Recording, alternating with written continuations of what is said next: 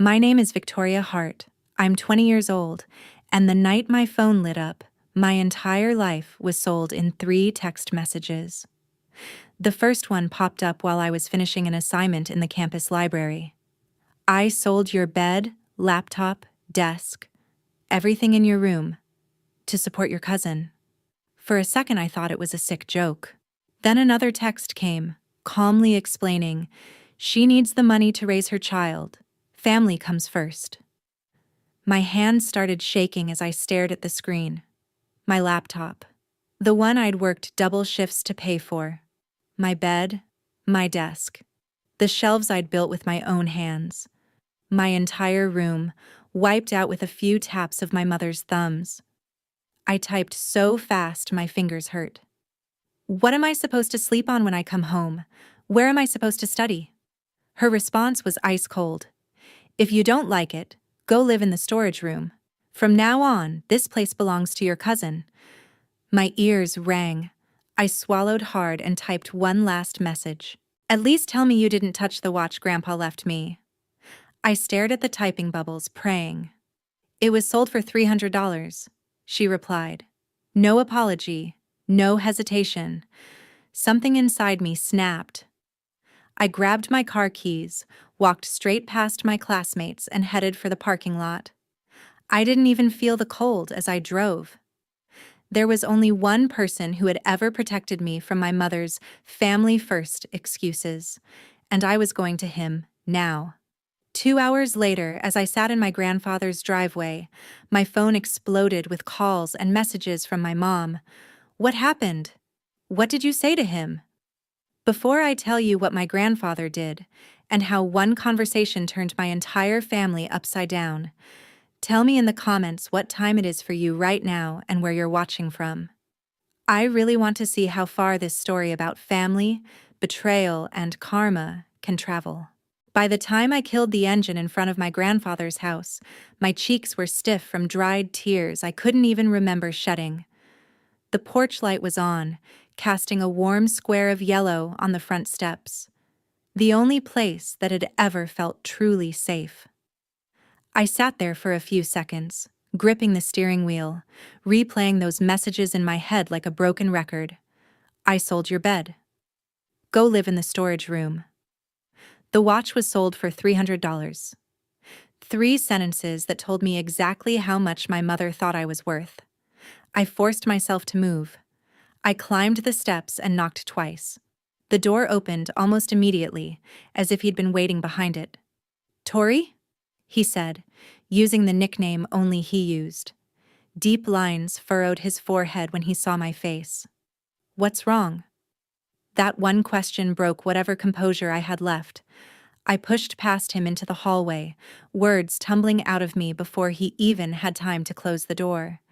She sold my things, all of it. My bed, my laptop, my desk.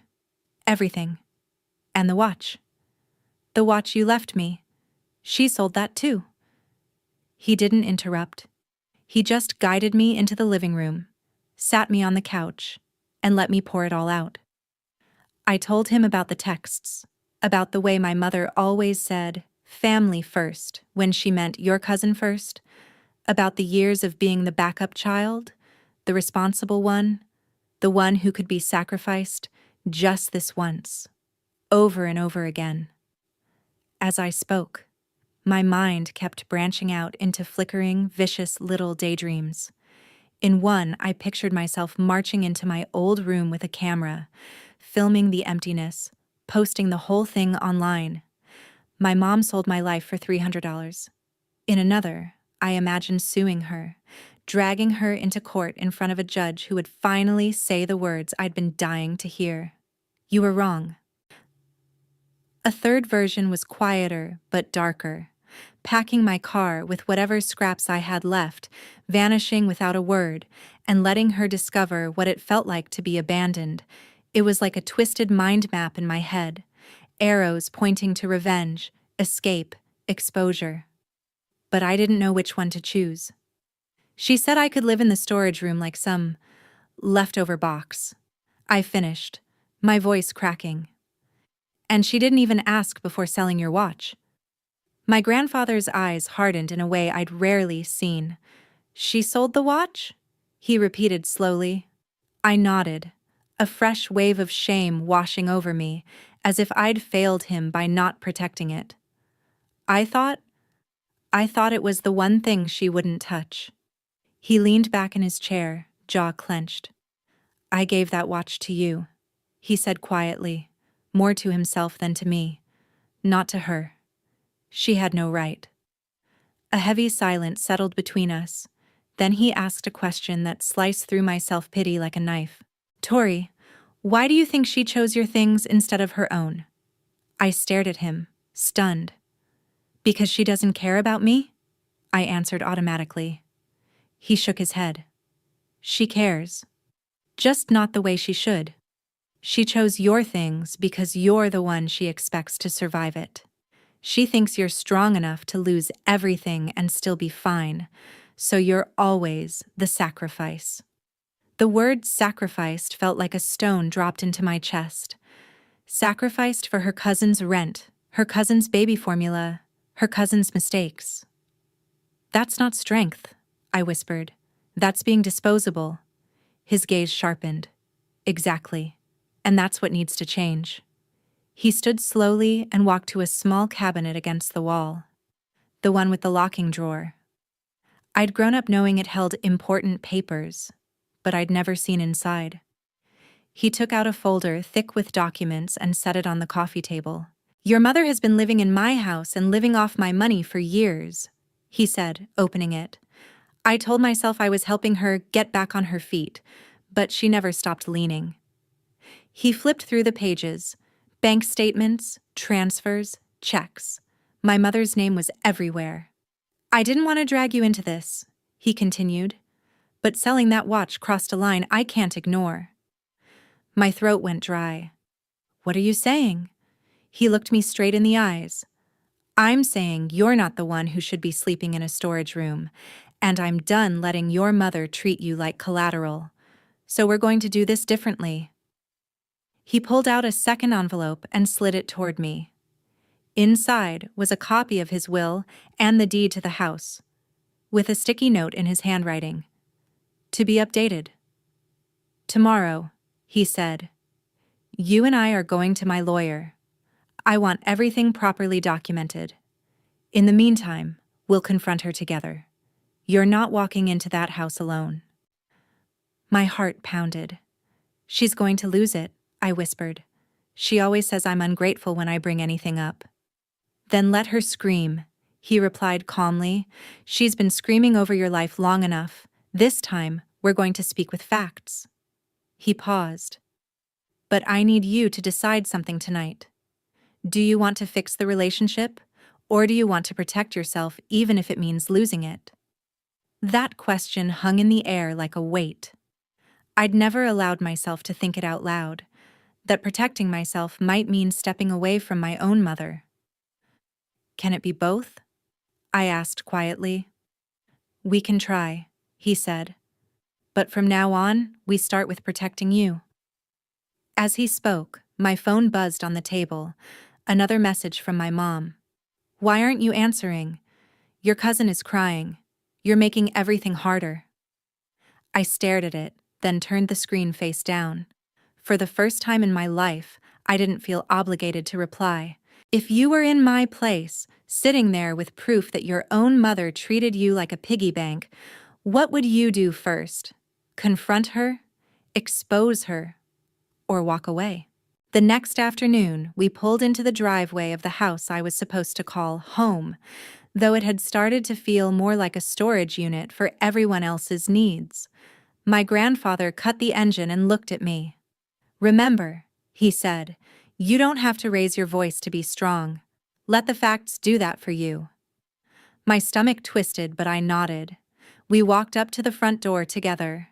This time, I wasn't the kid trailing behind.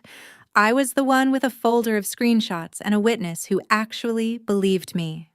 When the door swung open, my mother was already there, jaw tight, eyes blazing. She must have been watching from the window. "So you ran to Daddy and tattled?" she snapped, ignoring my grandfather completely. Unbelievable, Victoria. The old me would have flinched at that tone. Now I just stepped aside so my grandfather could walk in first. Jane, he said, his voice cold in a way I'd never heard him use with his own daughter. We need to talk about the things you sold that did not belong to you. She rolled her eyes. Oh, here we go. You're going to take her side now? You know how hard it's been for Savannah. She has a baby. Victoria is an adult. She can replace a bed. I pulled my phone out, my hands surprisingly steady. Can I replace this? I asked, tapping the screen to show her own messages. The list of items, the storage room comment, the line about the watch. She glanced at the phone, then away, like it burned her. You're being dramatic, she said. I told you I'd help you get another laptop when things calm down. You're making this a bigger deal than it is. My grandfather stepped closer. She's not, he said sharply. That watch was not yours to touch. I gave it to her. Selling it was theft, Jane. The word hung in the air like a slap. Theft. For a split second, something flickered in my mother's eyes. Not guilt, but fear. Don't you dare accuse me of that, she hissed. It was in my house. I made a decision for my family. That's what mothers do. Mothers protect their children, my grandfather countered. They don't empty their rooms and call it support, when what they mean is control. A small sound came from the hallway. My cousin appeared, the baby balanced awkwardly on her hip. She looked exhausted, dark circles bruising the skin beneath her eyes. Can we not fight in front of the baby? She murmured, shifting her weight. My mother rounded on her too. See what you've done? She demanded.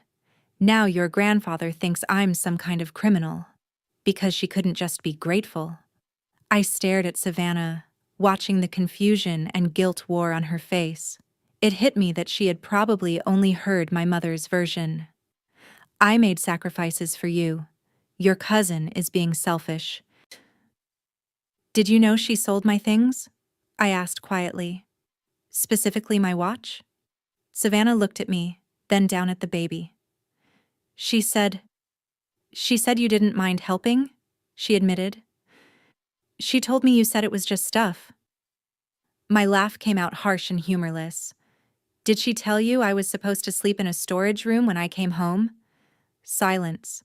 My grandfather pulled a folded paper from his jacket pocket and placed it on the coffee table. I spoke to my lawyer this morning, he said. We went over everything I've paid for. This house, your utilities, the loans you never repaid. I've been trying to give you a chance. But selling that watch crossed a legal line too. My mother's face paled. You wouldn't, she whispered. You're not going to… What? Call the police? Sue your own daughter? He didn't answer right away. Instead, he looked at me.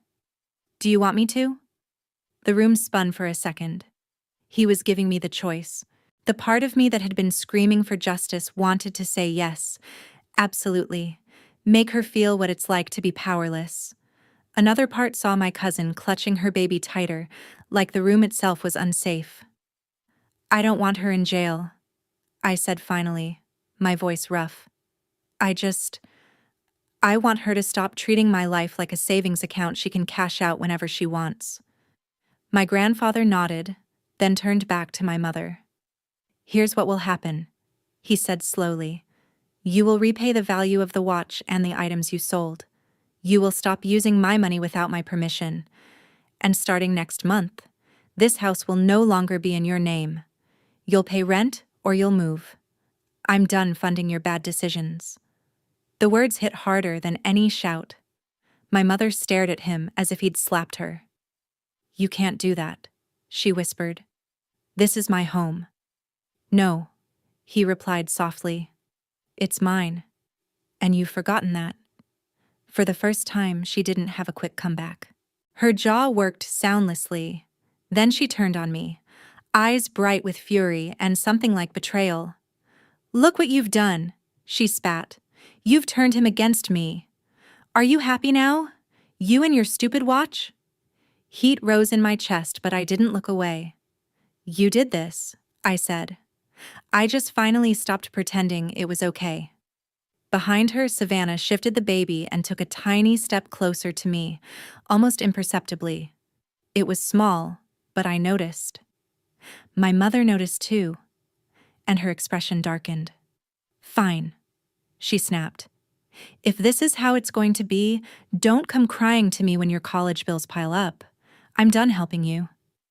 You were never helping me, I replied quietly. You were managing me. The air crackled. My grandfather cleared his throat. This conversation isn't over, he said. Tomorrow we're all going to sit down with my lawyer, so there are no misunderstandings about money or property. My mother blanched. I'm not going, she said. You can't force me. He simply shrugged. You don't have to, he said, but the paperwork will move forward with or without you. The room felt smaller, the walls pushing in. My mother grabbed her keys, muttering something about needing air, and stormed out, the door slamming so hard the baby flinched and started crying. As Savannah rocked the baby, tears spilling silently down her cheeks, she looked at me like she was seeing me for the first time. I didn't know, she whispered, about any of this. You weren't supposed to, I said. That's how she keeps control. By telling each of us only the part that makes her look like the hero. My phone buzzed in my pocket. A new message. From my mother this time, despite her dramatic exit. If you follow through with this, don't ever call me Mom again. I stared at the words, a chill settling over me. Tomorrow, everything would be written down in ink. Who owned what, who owed what, and where I stood in this family.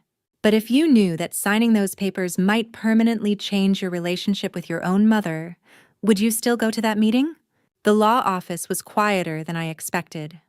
No dramatic banging of gavels, no shouting, just the steady hum of a printer and the scratch of pens against paper. Still, my heart pounded like we were walking into a courtroom. My grandfather, his lawyer, and I sat at one side of the polished table. The empty chair across from us felt like a threat. She might not come, I whispered. She'll think if she ignores it, it'll go away. The lawyer smiled politely, shuffling documents. The paperwork doesn't depend on her attendance, he said, but it's better for everyone if she's here to hear it. 5 minutes before the appointment time, the door opened. My mother walked in, sunglasses on despite being indoors, like she needed a layer between herself and the consequences. She didn't look at me when she sat down. Let's get this over with, she said. I have a baby to help take care of. The lawyer introduced himself and began outlining what my grandfather had already explained to me: the transfer of certain accounts into a trust with my name on it, the adjustment of his will, and the new rental agreement for the house my mother lived in. This is insane, my mother interrupted, her voice rising. You're giving my daughter more control than your own child. My grandfather didn't flinch. I'm giving responsibility to the person who has shown she can handle it, he replied. You've had years to prove the same. The lawyer slid a document toward her. This outlines the repayment plan for the value of the items sold that were not legally yours, he said, including the watch. She picked up the paper, skimmed it, then laughed, a sharp, humorless sound. You want me to pay this back? With what money? Do you think I'm hiding some secret stash? I sold her things because we were desperate. You were desperate, I said quietly. You never asked me what I was willing to give. You just took. Her head snapped toward me. For the first time since she'd walked in, she really looked at me. Not as the ungrateful daughter she complained about to her friends, but as someone sitting across from her at a legal table. Someone with a say. Her bravado began to crack. I'm your mother, she said, voice shaking. I did what I had to do. No, I replied, my own voice trembling now. You did what was easiest for you. You chose the child who couldn't say no yet, and the child you assumed would never say no. I leaned forward slightly. You were wrong about one of them. The lawyer cleared his throat softly and continued, walking us through each clause. With every paragraph, the limitations on her access to my grandfather's accounts, the rental agreement, the written acknowledgement that the watch and certain items were mine, not hers. I watched my mother shrink a little more in her chair. At some point, the sunglasses came off, and I saw the raw panic in her eyes. Dad, she whispered, turning to my grandfather, please don't do this. You're humiliating me. He sighed, and for a moment he didn't look like the unshakable man who had marched into this office. He looked like a tired father who had finally run out of excuses. Jane, he said softly, you did this when you chose to humiliate your own daughter by stripping her room bare without a word. You cared more about appearing generous to one child than being fair to both. Her hands began to shake. You don't understand, she said, her voice cracking. You don't know what it's like to wake up every day and feel like you're failing one child or the other. Savannah calls crying because she can't pay rent, and Victoria sends pictures of her grades and scholarships, and She stopped, choking on her words. I picked the one who needed me more. No, I said softly. You picked the one who made you feel needed. There's a difference. She flinched like I'd slapped her. Tears spilled over, and she pressed her fingers against her eyelids as if she could push them back in. I never meant to hurt you, she whispered. I didn't want to watch Savannah lose everything the way I did when I was her age. My grandfather's expression shifted, some old memory passing behind his eyes. And so you repeated it, he said quietly. You lost everything back then because you had no one to protect you. Now you're making your own daughter lose everything even though she has people willing to protect her. That's not breaking the cycle, Jane. That's repainting it. She stared at the table, shoulders shaking. For a moment, I almost forgot why we were there. She looked small, fragile, like the mom who used to braid my hair in the mornings and leave notes in my lunchbox. But then I remembered the texts, the storage room, the watch. The way she'd turned my pain into a performance about her sacrifices. My sympathy hardened into something sharper, not cruelty, but clarity. This isn't about punishing you, I said, forcing my voice to stay steady. It's about making sure it doesn't happen again. To me, or to anyone else you decide is strong enough to lose everything. The lawyer slid a pen across the table. Signing this doesn't make you a bad mother, he said gently. It acknowledges past mistakes and sets boundaries so they aren't repeated. My mother stared at the pen like it was a snake. If I sign this, she whispered, I lose control of everything. I shook my head. No, I said. You lose control of me. There's a difference. The room went silent. After what felt like hours, she picked up the pen with trembling fingers and signed.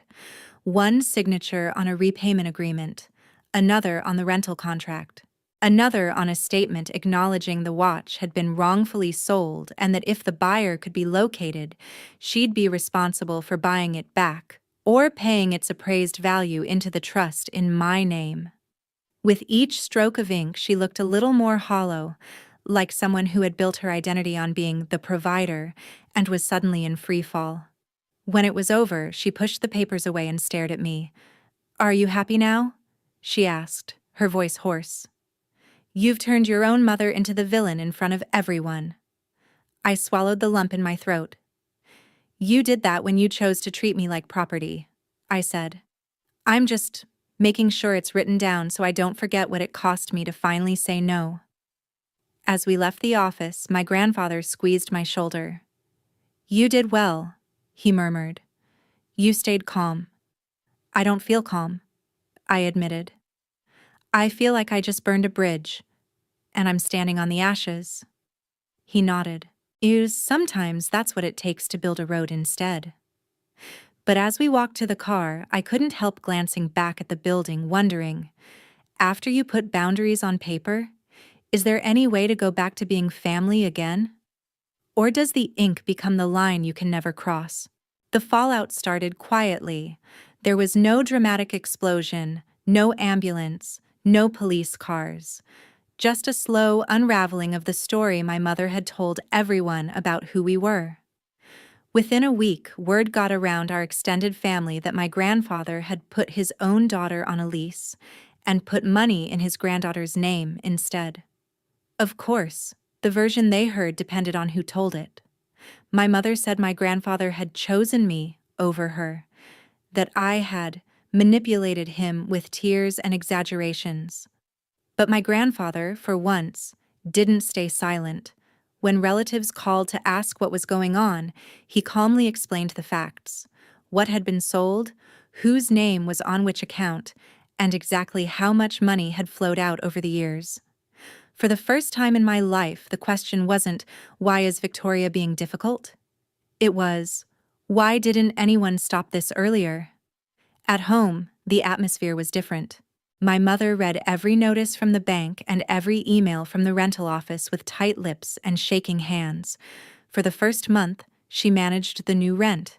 The second month, she started snapping at small things: a dirty dish, a late bill, a crying baby. By the third month, she was sitting at the kitchen table at midnight, staring at a pile of envelopes as if they were written in another language.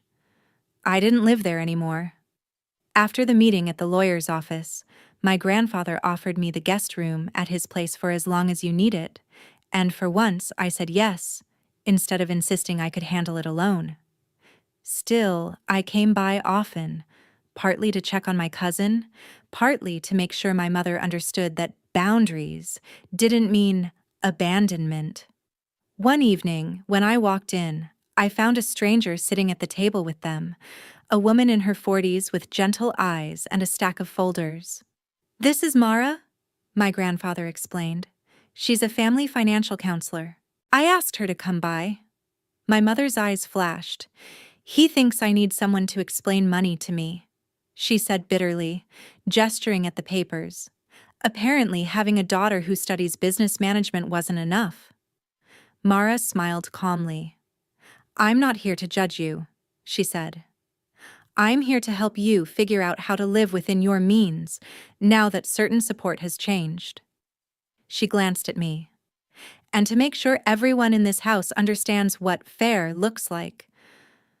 Over the next hour, we went through numbers. Real numbers, not the vague, "we'll figure it out" my mother liked to use. Rent, utilities, food, baby supplies, debts. My mother bristled at every suggestion that involved cutting back. "I can't just stop helping Savannah," she protested. "She has a baby." "No one is asking you to stop helping," Mara replied gently. "We're asking you to stop helping in ways that require sacrificing someone else's stability without their consent." She turned to me. "Do you feel like your needs have been considered equally in this household?" The question was simple, but it landed like a punch. I looked at my mother, who refused to meet my eyes. "No," I said finally. "I feel like my needs were always negotiable, and my cousins were sacred."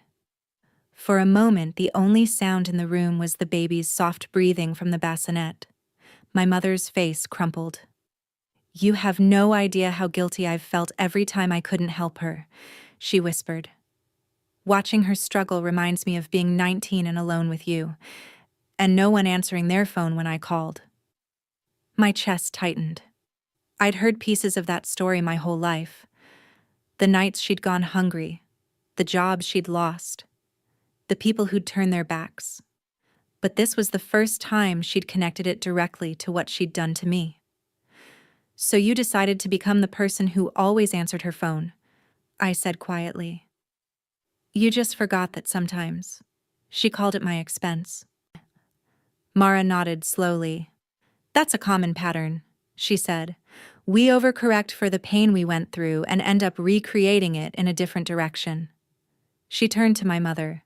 "But there's another way to show up for your children, one that doesn't require one of them living in poverty of love or resources so the other doesn't." We spent the rest of the session building a practical plan, dividing expenses, setting limits, creating a realistic budget that didn't assume my grandfather's money was an endless backup. For every line we adjusted, my mother argued, then deflated, then scribbled a reluctant initial. It wasn't dramatic, but it was real. Consequences had finally arrived, not as a screaming match, but as line items on a spreadsheet that didn't lie. After Mara left, my mother sat quietly for a long time. Finally, she spoke without looking at me. "Do you really think I saw you as disposable?" she asked, her voice barely audible. The old me would have rushed to reassure her. "Of course not, Mom. I know you love me." But love without accountability had gotten us exactly here.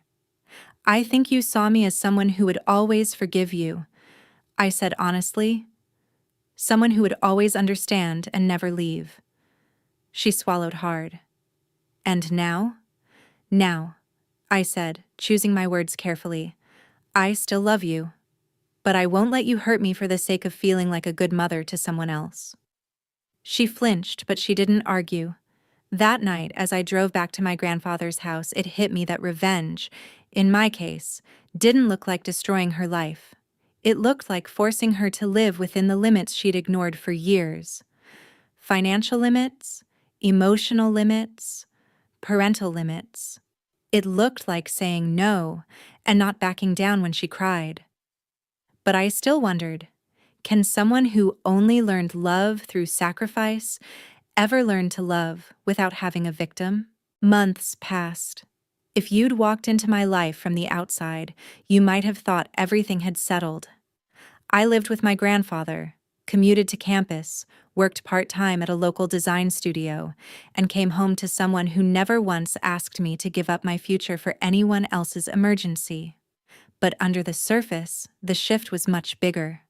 With the little stability I suddenly had, a consistent place to sleep, a desk that wouldn't be sold out from under me, a laptop I'd bought with my own paycheck, my brain finally had room for something other than survival. In one of my classes, a professor assigned a project about financial abuse within families. The topic made my stomach twist, but it also lit something up in me. For the first time, I had language for what I'd grown up calling just helping out. I poured my own story into the project, anonymizing the details. A parent who used family first as a weapon, a grandparent who had silently funded years of bad decisions, a child whose belongings were treated as assets instead of memories. At the last minute, I recorded a voiceover and uploaded the project as an unlisted video, just so my professor could view it easily. Then I forgot about it. Until one night, a notification popped up on my phone.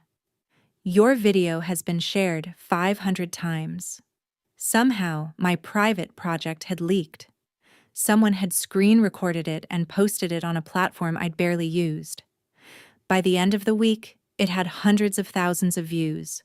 Comments flooded in. "This is literally my mom. I thought I was crazy for feeling used by my own family.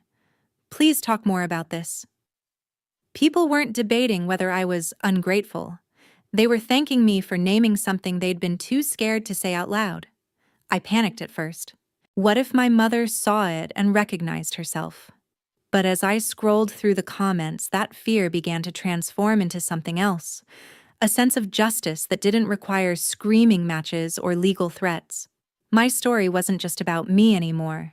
It had become a mirror for thousands of people. The next time I visited my mother's house, I noticed the change immediately. The fridge had fewer brand name items. The living room TV, the one she'd insisted she needed to relax, was gone, replaced by a smaller, older one pulled out of the garage. The fancy coffee subscription she loved had clearly been canceled. Consequences again, this time not enforced by my grandfather, but by math.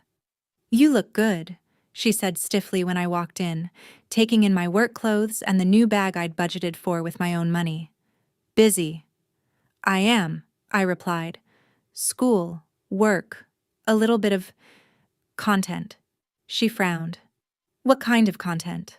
I hesitated, then decided I was done hiding. I posted a video for one of my classes, I said, about financial abuse in families. It kind of blew up. Her face went still. Is it about me? She asked, voice low. It's about a pattern, I said carefully. About parents who use their kids' things and futures as emergency funds. So yes, she snapped. It's about me. You've told the whole world I'm a monster. My chest tightened, but I forced myself to stay calm. I never used your name, I said. I changed details. But if you see yourself in it, maybe that says something you don't want to admit. She turned away, her shoulders stiff. Do you know what people will think of me if they find out? Do you know what people thought of me? I countered. When they saw me working extra shifts while my stay-at-home mom always had cash for my cousin's emergencies but not for my textbooks? Silence. Finally, she sank into a chair, looking more tired than I'd ever seen her. Everyone in the family is talking about that video, she muttered. They don't know it's you, but they're piecing things together. Suddenly, everyone's asking me if I've been fair to you. I used to be the one who sacrificed everything for family. Now they're looking at me like I'm selfish. The irony would have been funny if it hadn't hurt so much. For years, she'd crafted a story where she was the noble martyr, the one holding our chaotic little world together. Now people were asking who had paid the price for that narrative. I didn't make you selfish, I said quietly. I just stopped hiding the cost. She pressed her hands to her face. You don't understand what reputation means in a family like ours, she whispered. I worked so hard to look like a good mother. Maybe, I said. You should have worked harder on being one. The words hung in the air like smoke. Harsh, but true. For the first time, she didn't argue. She just sat there, breathing slowly, like someone whose reflection had suddenly changed in a mirror she couldn't smash. That night, back at my grandfather's house, I sent him the link to the video. He watched it in silence, then turned to me with tears in his eyes. I'm sorry, he said, for not seeing it sooner, for letting her do so much damage before I stepped in.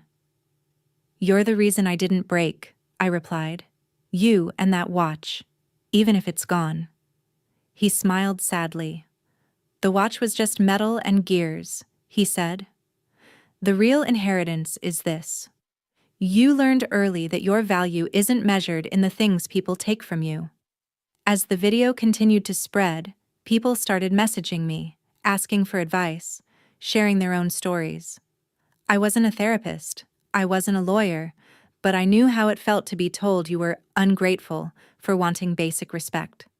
So I started answering, one message at a time. Slowly, a community grew around the idea that family doesn't excuse exploitation. It makes it worse. Revenge, I realized, didn't have to be about watching my mother suffer. It could be about making sure what happened to me would be harder for other parents to hide. But I also knew every view of that video, every comment, was another tiny crack in the image my mother had built, and cracks, given enough time, changed the structure underneath. A year after the text that started it all, I walked up the same front steps I'd once climbed as a scared 18-year-old, then as a furious 20-year-old, then as a cautious visitor trying to decide whether hope was still an option. This time, there was a moving truck in the driveway, boxes stacked by the door. My mother stood on the porch, arms crossed, watching two men carry out the last pieces of furniture. The house behind her looked strangely bare, like a stage after the show was over. So it's really happening, I said softly. She didn't jump. She must have heard my car. Rent went up again, she said, her voice flat. Your grandfather warned me it would. I thought I could handle it. I couldn't. Savannah finally found a place closer to her job, so she's moving out too. She let out a bitter little laugh. Guess the storage room is all that's left now. There was no triumph in me, no gloating, just a heavy ache. "Where will you go?" I asked. "A small apartment across town," she replied. "Cheaper. No backyard. No, this place belongs to your cousin's speeches." She glanced at me. "He's putting the house into your trust fully, you know." I nodded. "He told me." "You must be thrilled," she said, but there wasn't much venom in it. Just exhaustion. "It's not about the house," I said. "It's about not watching you burn through everything he gave you and expecting everyone else to pay the smoke damage." She shook her head slowly. "You talk like you're 40, she muttered. "I had to be," I answered. "You skipped that part." We sat on the steps together, the way we used to when I was a kid and she was still figuring things out. For a few minutes, we just watched the movers work. Finally, she spoke. "I watched some of your videos," she said. My heart lurched. "You did?" "I was mad at first," she admitted. "I kept thinking, how could she put our business out there? But then I saw the comments. All those people thanking you, saying they finally had words for what happened to them." She swallowed. "Do you know how many of them sounded exactly like you?" I nodded. "I read them too. It's a lot." "I kept trying to tell myself I wasn't like those parents," she continued, "that I had good reasons, that I was just trying to survive. But the more I listened, the more I realized they all had good reasons too, and their kids were still hurt." She looked down at her hands. "I wanted to be the mother I didn't have. I ended up being the mother I swore I'd never become." The admission didn't erase the years of damage, but it was more honest than anything I'd heard from her in a long time. "Do you want to know the part that hurt the most?" I asked. She nodded, eyes wary. "It wasn't losing my bed or my laptop," I said. "It wasn't even the watch. It was realizing that if I hadn't said anything to Grandpa, you never would have thought you did anything wrong. You would have gone on believing you were the hero of the story." She winced, but she didn't look away. "You're right," she said quietly. "I told myself you were strong, that you'd understand, that you'd forgive me like you always had. I used your strength as permission to be weak where it mattered most." We sat with that for a while. The movers closed the truck, waved, and drove off, leaving the house and its future in a strange silence. "So what now?" she asked finally. "Do I just become one of those tragic comments under your videos? 'Hi, I'm the mom who messed up everything.'" I took a breath. Here was the part where, in most stories, the narrator says something neat and tidy about forgiveness, about fresh starts, about leaving pain in the past. That's not how real life works. "I don't want you to be a tragic comment," I said. "I want you to be the warning that turns into a lesson for other parents and for me." She frowned. "What lesson?" "That love isn't proven through sacrifice alone," I replied. "It's proven through responsibility, through not taking what isn't yours, just because you're scared, through asking instead of assuming, through treating your children as people, not insurance policies." I turned to face her fully. "I'm not going to pretend everything is fine. I'm not going to move back in and act like nothing happened. But I'm also not going to cut you off as long as you respect the boundaries we've set. That's the only way this continues." Tears gathered in her eyes. "Boundaries," she repeated, like it was a foreign word she was trying on for the first time. "You know, in my family growing up, boundaries meant you don't talk about what hurts you." "In mine," I said, "they mean the opposite." She let out a shaky breath. "Then maybe that's your real revenge," she whispered. "Not the trust. Not the videos. The fact that you're going to build a family one day that looks nothing like this."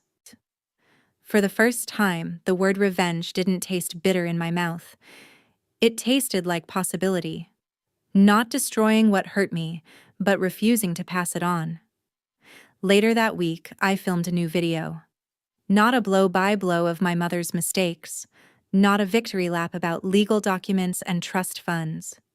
Just me, sitting in my grandfather's kitchen, talking honestly. I told the story of a girl whose room was sold to support family, who thought she was crazy for feeling used because everyone told her she was lucky to have a mother who sacrificed so much. I talked about the difference between help and control, between support and exploitation, between survival and sabotage. And then I said the part I wished someone had told me at 16. You are not ungrateful for wanting your things, your future, and your peace of mind to be yours. You are not selfish for setting boundaries with people who confuse love with ownership, even if those people are your parents. Protecting yourself is not a betrayal of your family, it's a refusal to betray yourself. When I hit post, I didn't check the comments right away. I went outside instead, where my grandfather was watering the small garden he'd kept for years. You're quiet, he observed. You usually ramble after you film. I smiled. It's weird, I said. For the first time, I don't feel like I'm telling a revenge story. What does it feel like then? He asked. A recovery story, I said. A story where the revenge is just refusing to play the same game. He nodded thoughtfully. That, he said, sounds like the kind of story worth telling. Somewhere across town, my mother was unpacking boxes in a smaller apartment, learning what it meant to live without a constant safety net she hadn't earned. My cousin was balancing work and motherhood in a place she'd signed for in her own name. And I was here, finally living a life that wasn't built on the ruins of my own sacrifices. Did my mother change completely? No. People don't rewrite their entire personality in a year. She still slipped sometimes, still said things like, "After all I've done for you," or compared my choices to my cousin's, but each time I stopped her. Each time I reminded her, and myself, that love without boundaries isn't love. It's dependency dressed up as devotion. Maybe, in the end, that's the real question this story leaves you with. When your family mistakes your patience for permission, your silence for agreement, and your sacrifices for obligations, how long will you let them write your role before you pick up the pen and start editing the script yourself?